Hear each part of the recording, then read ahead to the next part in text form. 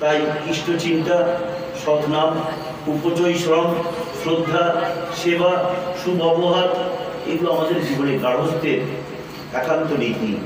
শ্রী শ্রী ঠাকুরের চলার সাথে গ্রন্থে বলাই আছে। এই গার্হস্থ্য নীতিটা যদি আমরা ফলো করি তাহলে কিন্তু আমরা কিন্তু সেই প্রার্থনাতে শ্রী শ্রী ঠাকুরের বলাটাকে মুক্ত করে তুলতে পারবো। শ্রী শ্রী ঠাকুর বলছেন, প্রার্থনাতে কৈলিগত করলি না তো কাজে, উল্টোটা কল্পনাতে পাল্টি পেনি বাজে। তো প্রার্থনায় আমরা অনেক কিছু বলি, আমরা একবার ভেবে দেখি না যে প্রার্থনার ইনার মিনিংটা কি, এর ভিতরের মিনিংটা কি আছে। তার জন্যে অনেক সময়তে কবিতার মতো সেগুলোকে বলে যাই, আবার বলতে বলতে অনেক সময়তে সেটা আমাদের মন থেকে আউটও হয়ে যায়, আবার বাহ্যিক জগৎ সম্বন্ধে আবার আকৃষ্ট হই। সেই জন্য এর ইনার মিনিংটাকে, যেমন একটা আমি সাধারণ উদাহরণ দিয়ে বলতে পারি, সুরত চড়ে আকাশমে পরে শব্দ বিলাস। এই যে সুরত, এই যে লিবিডো, এই লিবিডোটা যদি আত্মিক সংবেদটা যদি শ্রী শ্রী ঠাকুরে হয়,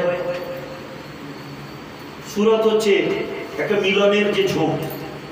আমার সব থেকে প্রিয় বস্তু, আমার সব থেকে আপনজন, আমার সব থেকে একান্ত চাহিদার মানুষ, সেটা যদি আমার প্রিয় পরম হয়, তাহলে কিন্তু আমার যে লিবিডোটা, আমার যে সুরত সংবেগটা, তাহলে কিন্তু আমার অন্য কোথাও যায় না।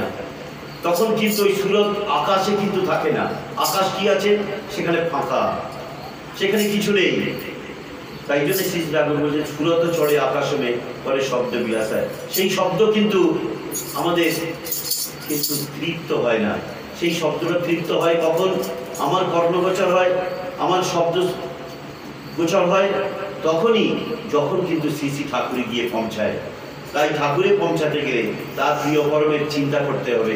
প্রিয় পরমের চিন্তা করতে গেলে তাহলে কিন্তু তাকে ভালোবাসার যে প্রতীক, সেই ভালোবাসার প্রতীকের যখন আমার চিহ্নটা আমার মনের মধ্যে রয়ে যাবে, তখন কিন্তু সেই সুরতটা আমার জীবনের সার্থকতা থাকবে।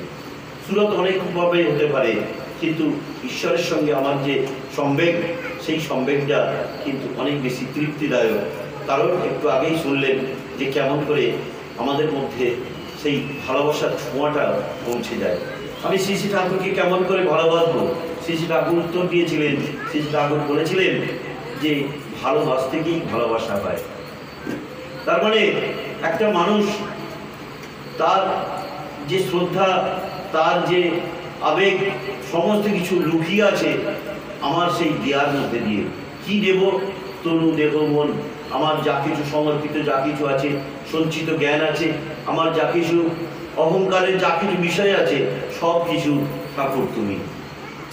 তুমি ওই জন্য প্রার্থনা করি, ঠাকুর তুমি আমার জ্ঞান, তুমি আমার ধ্যান, তুমি আমার জীবনের অনুসর্তব্য, তুমি আমার জীবনের একমাত্র চাহিদা, যে চাহিদাকে তুমি পরিপূরণ করে সবাইকে ভালো রাখা থাকবে। তাই জন্যে প্রার্থনার এই মিনিং আমি কিন্তু এতদিন বুঝতে বুঝতে যেটুখানি সার বিষয়বস্তু, যে ফিলিংস আমার মধ্যে আছে, সেই ফিলিংসটা আপনাদের সামনে একটুখানি পরিবেশন করলাম। প্রত্যেকটা মানুষের মধ্যে একটা শতগুণ থাকে, সেই শতগুণগুলো কী করে জাগিয়ে নেওয়া যায়, তার জন্য নিয়মিতভাবে নাম ধ্যান আমাদের জীবনে দরকার।